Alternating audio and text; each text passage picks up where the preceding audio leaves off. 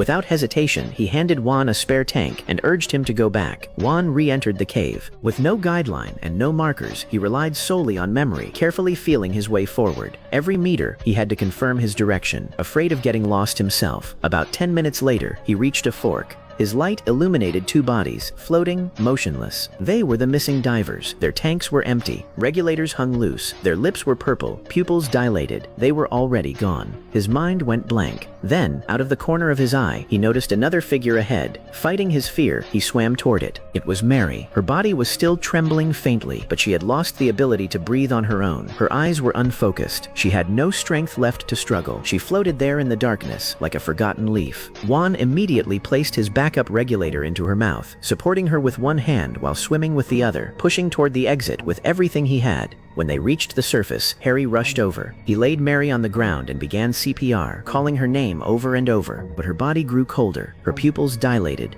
There was no response. 30 minutes later, the ambulance arrived. She was taken to the nearest hospital, but it was too late. Mary died from prolonged oxygen deprivation. That afternoon, a professional cave diving rescue team arrived. Using proper guidelines, they followed Juan's route and recovered the other two bodies from the fork. The report concluded that all three died from asphyxiation due to depleted air. No drowning, no external injuries. They didn't drown. They used up their last breath in a dark underwater maze. Later analysis reconstructed their final moments. In the chaos of the helicline, Mary turned back to search for Harry. Two divers followed her, mistakenly thinking the group was retreating. Without guidelines, with distorted vision and stirred-up silt, they lost all sense of direction. They wandered through branching passages, unable to find the exit. Fear made their breathing rapid, increasing oxygen consumption. The two divers ran out of air first. Mary lasted the longest, but eventually lost all strength, unable even to swim, let alone find the way out. Harry survived because he turned back early, before reaching the helicline